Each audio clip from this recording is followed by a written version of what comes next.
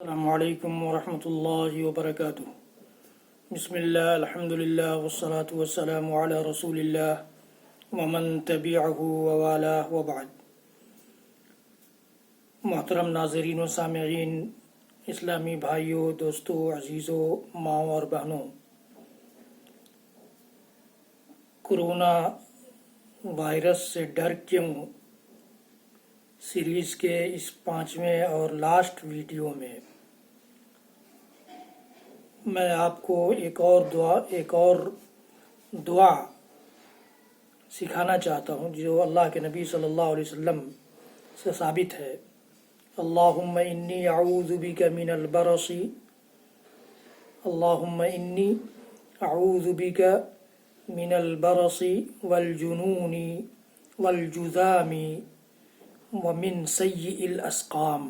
اللہ کے نبی صلی اللہ علیہ وسلم پناہ مانگتے تھے اللہ سے، اللہ کی پناہ میں آتے تھے برص کی بیماری سے، جنون پاگل پن کی بیماری سے، کوڑھ کی بیماری سے، اور سارے برے امراض سے، بڑی بیماریوں سے، خطرناک بیماریوں سے، وباؤں سے کہہ لیجیے، اللہ کے نبی صلی اللہ علیہ وسلم پناہ مانگتے تھے۔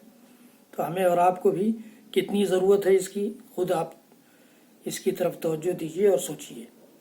یہ بڑی اہم دعا ہے اس موقع کے لیے، خاص طور سے، یا اس قسم کی وبا یا مصیبت جو عمومی بلوا ہوا کرتی ہے، اس موقع سے اگر ہم اس دعا کا اہتمام کریں تو اللہ رب العالمین ہمیں ضرور محفوظ رکھے گا۔ اللہم انی اعوذ بک من البرص والجنون والجذام ومن سیء الاسقام، یاد کر لیجئے یہ دعا۔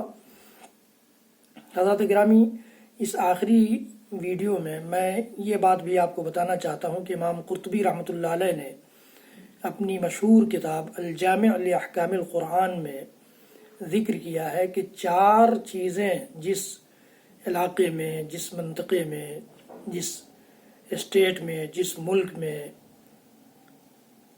پائی جائیں گی، وہ ملک، وہ علاقہ، وہ منطقہ ہر قسم کی وبا اور بلا سے محفوظ رہے گا۔ اللہ کہتے ہیں امام قرطبی رحمۃ اللہ علیہ کہ پہلی چیز ہے امام عادل لا یظلم، کسی پر ظلم نہ کرنے والا بادشاہ، انصافور بادشاہ ہو۔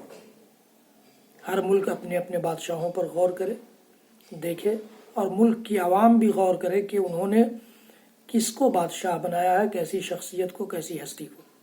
امام عادل لا یظلم۔ اس طرح سے امام قرطبی رحمۃ اللہ علیہ دوسری چیز جو بتاتے ہیں وہ یہ کہ عالم علی سبیل الہدی،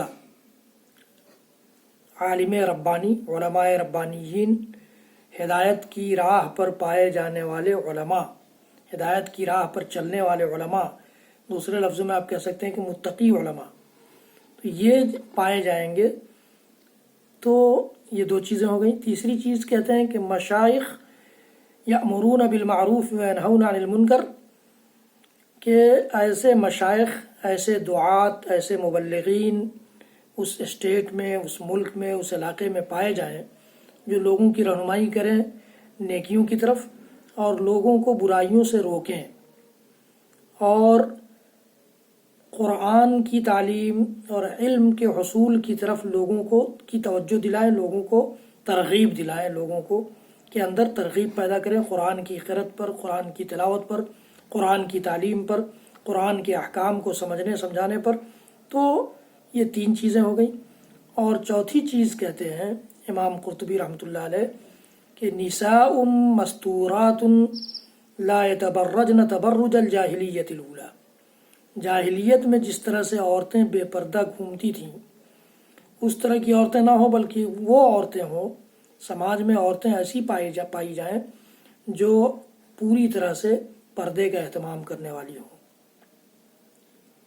پردے کا اہتمام کرنے والی ہوں، جاہلیت والی زندگی گزارنے والی نہ ہو، جاہلیت میں جو بے پردگی کا رواج تھا وہ رواج اپنانے والی نہ ہو۔ یہ امام قرطبی رحمۃ اللہ علیہ نے 4 چیزیں بیان کی ہیں اپنی کتاب شہراء آفاق، کتاب الجامع لاحکام القرآن کے اندر۔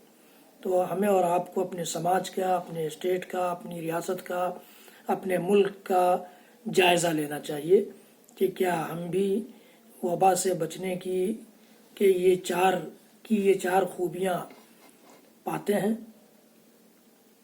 ایک اور سوال اس ویڈیو، چونکہ لاسٹ ویڈیو ہے تو اس میں ایک سوال کا جواب دینا میں مناسب سمجھتا ہوں۔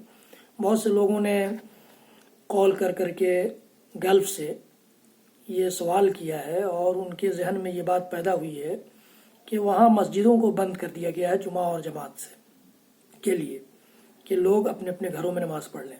یہ کوئی نئی بات نہیں ہے، اللہ کے نبی صلی اللہ علیہ وسلم کے دور میں بھی ایسا ہوا کیا ہے۔ حضرت عبداللہ بن عباس رضی اللہ تعالیٰ عنہ حکم دیتے تھے اپنے مؤذن کو کہ حی علی الصلاۃ کے بعد یا حی علی الصلاۃ کے بجائے الصلاۃ فی الرحال یا صلوا فی بیوتکم کے الفاظ کہو، یعنی گھروں میں نماز پڑھو، یہ کہنے کا حکم دیا تھا۔ کب؟ بارش وغیرہ کے موقع سے، بارش کے موقع سے۔ اسی طرح سے انہوں نے صرف یہی نہیں کہا کہ انہوں نے حکم دے دیا اپنے مؤذن کو اور بس، کہا کہ رسول اللہ صلی اللہ علیہ وسلم نے ایسا ہی کیا تھا، جمعہ اگرچہ فرض ہے مگر مجھے پسند نہیں کہ تم کیچڑ اور مٹی میں مسجد میں آؤ۔ یہ روایت صحیح بخاری کی ہے، صحیح مسلم کی ہے، اس لیے یہ سنت نبوی ہے، نبی اکرم صلی اللہ علیہ وسلم کے دور کی سنت ہے کہ کیچڑ اور پانی میں مسجد آنے سے منع کر دیا جاتا تھا۔ باضابطہ اذان کے کلمات میں یہ کلمہ ڈال دیا جاتا تھا، اعلان کرا دیا جاتا تھا ایک طرح سے کہ الصلاۃ فی الرحال، گھروں میں نماز پڑھ لو، یا صلوا فی بیوتکم، اپنے گھروں میں نماز پڑھ لو۔ تو یہ جو وبا ہے،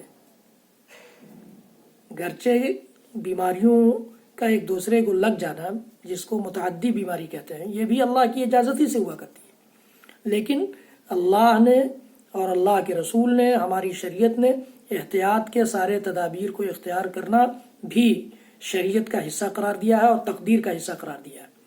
اسی لیے کہا جاتا ہے کہ فروا من قدر اللہ الی قدر اللہ، اللہ کی تقدیر سے اللہ کی تقدیر کی طرف آ جاؤ۔ اس لیے یہ جو عمومی بلوا اور عمومی وبا اور بلا پھیلی ہوئی ہے، اس کی وجہ سے حکومت وقت، امام وقت، خلیفہ وقت جو ہوگا، حاکم وقت جو ہوگا، وہ اس قسم کا فیصلہ لے سکتا ہے۔ اس میں کوئی قباحت اور حرج محسوس نہیں کرنا چاہیے۔ جو لوگ جن کے ذہن میں اس قسم کے سوالات آتے ہیں، وہ عام طور سے سعودی حکومت کو یا گلف کی حکومتوں کو ناکارہ اور نکمہ ثابت کرنے کی کوشش کے طور پر اس قسم کے سوالات اٹھاتے ہیں۔ ان کو شریعت سے کوئی سروکار نہیں ہے، شریعت کے علم سے کوئی سروکار نہیں ہے، اور اس سے ان کو کوئی مطلب نہیں ہے۔ ان کا قائد، ان کا رہنما ایران ہو سکتا ہے، لیکن سعودی حکام ان کے قائد اور رہنما نہیں ہو سکتے ہیں، جبکہ سعودی عرب میں ہندوستان کے عمومی علماء سے زیادہ علم رکھنے والے علماء موجود ہیں، گلف میں موجود ہیں، اور ان سے مشورے، ان کی رائے کے بعد ہی، ان سے فتویٰ لینے کے بعد ہی اس قسم کے فیصلے لیے جاتے ہیں۔ اس لیے کوئی اس قسم کی بات نہیں ہے اور یہ کوئی ایسا مسئلہ نہیں۔ اسی طرح سے ایک سوال یہ بھی اٹھتا ہے کہ طواف کی جگہ کو بند کر دیا گیا، روک دیا گیا، یہ تاریخ میں پہلی بار ہوا۔ تاریخ میں پہلی بار نہیں ہوا یہ۔ میں ایک تحریر پڑھ رہا تھا جس میں انہوں نے لکھا کہ یہ 41واں موقع ہے جب یہ اس قسم کا فیصلہ لیا گیا ہے۔ اس سے پہلے 40 ایسے مواقع آ چکے ہیں، جس میں بہت سارے مواقع ایسے بھی تھے جن میں بیماریاں پھیلی ہوئی تھیں، بیماریوں کی وجہ سے یہ قدم اٹھایا گیا تھا۔ تو آج بھی یہی معاملہ ہے۔ تو یہ صرف یہ سوچ لینا کہ فلاں حکومت ہے یا فلاں لوگوں کی حکومت ہے اس لیے ایسا کر رہے ہیں، ایسا کچھ نہیں ہے۔ وہ بھی اللہ کا ڈر رکھتے ہیں، وہ بھی اللہ کی شریعت کو سمجھنے اور سمجھانے کی کوشش کرتے ہیں، اللہ کے احکام کو ماننے اور منوانے کی کوشش کرتے ہیں۔ تو کسی کے بارے میں بدظنی میں مبتلا نہ ہوا جائے، حسن ظن رکھا جائے، اور نہ معلوم ہو تو معلوم کرنے کی کوشش کی جائے، جیسا کہ کچھ لوگوں نے مجھ سے فون کر کے یہ بات معلوم کرنے کی کوشش کی۔ رب العالمین انہیں جزائے خیر دے، ان کے ذریعے اور بھی بہت سارے لوگوں کو معلوم ہو گیا۔ رب العالمین ہم سب کو کہنے سننے سے زیادہ عمل کی توفیق دے، اور موجودہ بیماری اور وبا سے اور اس قسم کی ہر بلا اور ہر وبا سے، ہر مصیبت سے، ہر بیماری سے ہم سب کو محفوظ رکھے۔ حضرات گرامی، یہ ویڈیو زیادہ سے زیادہ تعداد میں صدقہ جاریہ سمجھ کر شیئر کریں اور میرے چینل کو سبسکرائب کریں، بیل آئیکن دبانا نہ بھولیں۔ رب العالمین ہم سب کو توفیق دے کہ ہم شریعت کی روح، شریعت کے احکام، شریعت کے مسائل جاننے اور سمجھنے کی کوشش کرنے والے بن جائیں۔ وصلی اللہ تعالی علی نبینا محمد وعلی آلہ وصحبہ وسلم۔ سبحان ربک رب العزۃ عما یصفون وسلام علی المرسلین والحمد للہ رب العالمین، والسلام علیکم ورحمۃ اللہ وبرکاتہ۔